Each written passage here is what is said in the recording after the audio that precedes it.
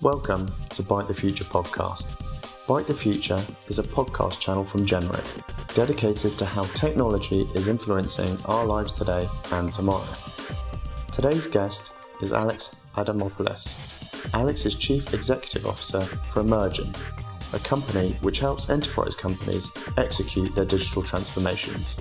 Emergn is also the developer of the Value Flow Quality, the VFQ model, which is the only accelerated work-based education product for modern ways of working, used by many of the world's leading companies today. In addition to Emergn, Alex is a very influential figure with the Global Peter Drucker Forum, which is an international management conference dedicated to the management philosophies of Peter Drucker. Alex, thanks for coming on Jenrick's Maximize Potential podcasts. Please tell us more. Peter Drucker is, in my opinion, the father of modern business management. If you read anything on business leadership topics, it'll be a surprise if you don't come across Peter Drucker's work, right? We have a lot of writers and books that we read about these days, and quite frankly, I would probably guess that most of that comes from Drucker's work now. A lot of the thinking, a lot of the insights that we still collaborate around were founded and shared by Drucker. Now, Peter Drucker passed quite a few years ago, and as an outcome of his passing, the family started the Drucker Society. The Drucker Society is a global organization that has the sole purpose of just continuing the work of Peter Drucker. So one of the really important things they've done is they've started something called the Drucker Forum, which is now in its 9th year. And each year in Vienna, in the November timeframe, some of the world's biggest thinkers and most creative minds gather together for 3 days to share insights, to talk about social and civic topics, to talk about the impact that technology is having on people, the economy, the future. So it's not just a powwow of thinkers. They actually do show up with really relevant topics that matter to all of us, not only in business, but in some aspects they touch upon what we deal with in life. And that's what's made the Drucker Forum and the continued work of Peter Drucker so important.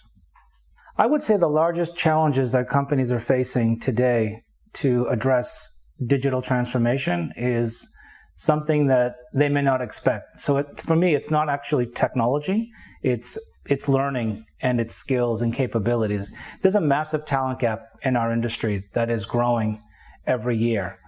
And maybe it's growing every quarter, but if you look at the statistics over the last 3 to 4 years, the talent gap for certain roles inside organizations that we would characterize as digital transformation roles are now at a ratio of around 12-1, meaning for every 12 roles that are open, you're really only finding that one person that can fulfill that capability.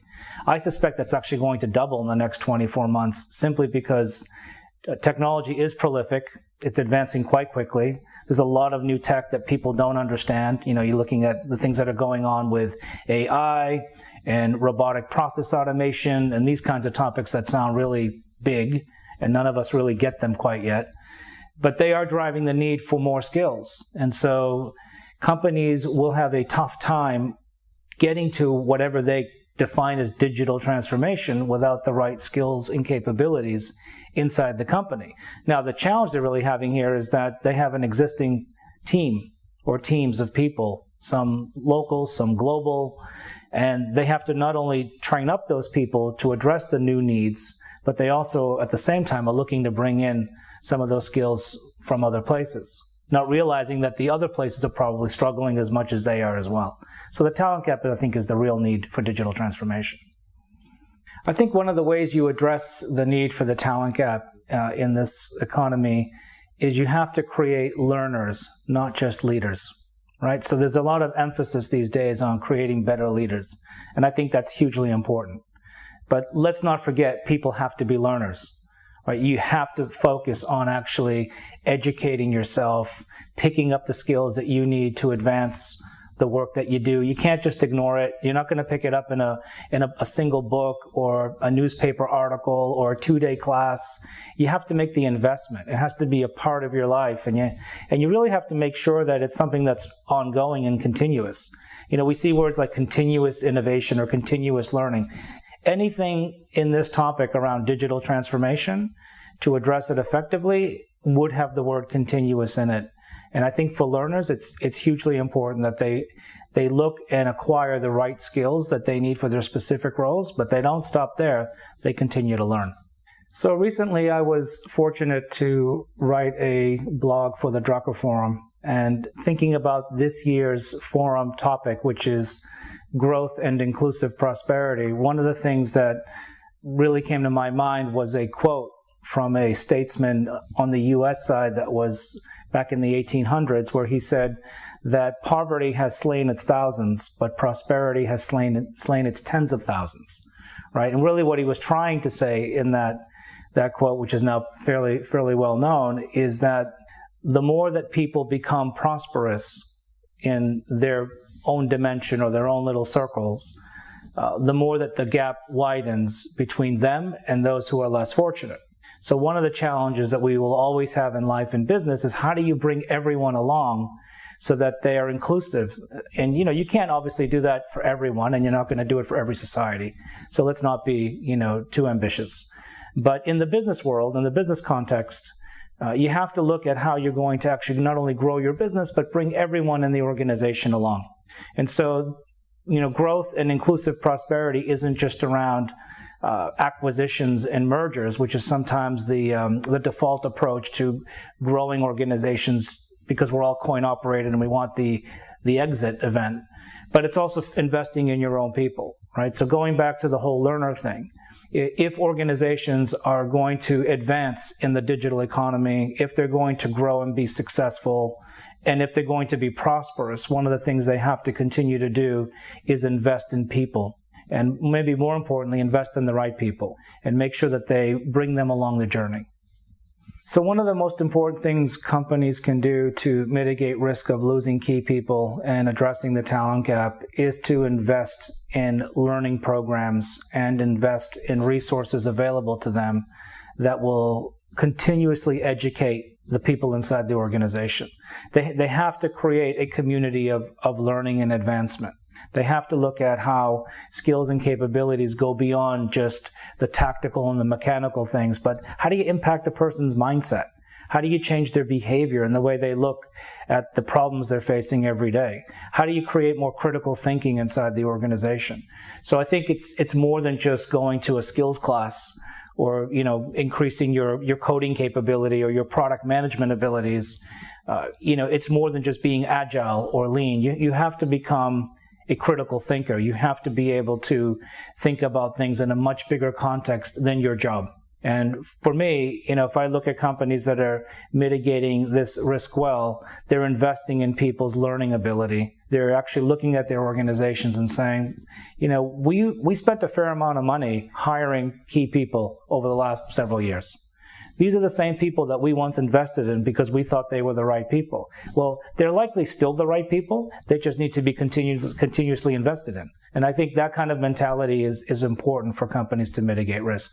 Companies that do this well have some common themes that I've seen. I would say, for starters, there's a mindset from the leadership that you have to care about people. You have to care for and invest in people. So that would be the primary principle that I see across the board. These are people who don't just work in big offices and don't have any connection to what people are doing around the organization. These are the leaders that actually walk the halls. They stay in touch. They're involved. I don't know if anyone really has read the Leadership Jazz book by the former CEO of Herman Miller. We all sit in his chairs every day, but Max Dupre wrote a wonderful book called Leadership Jazz years ago, where he talked about the most important thing in growing that organization from 500 to 5,000 people in record time was being in the room with the people, because people don't care how much you know until they know how much you care, right? We've heard that hundreds of times, but that care for and invest in people is the first thing. I'd say the second thing is you have to be deliberate about delighting people. You have to be deliberate about understanding what makes them tick. And so understanding every individual's needs, understanding how their role informs another role, again, how the collaboration and the connections work, it all comes back to making time for the people. So those two things I think are most common themes that I see: caring about and investing about and being delighted about the people inside your company. My CEO top tip would definitely be that you should not assume people are your greatest asset. You should assume that the right people are your greatest asset. And I've learned this through trial and error. We all say people are your asset or they are your strategy, but definitely the top tip here would be make sure they're the right people. And you can only define what's right for your context. It's going to be different for everyone, but you'll know it when you see it.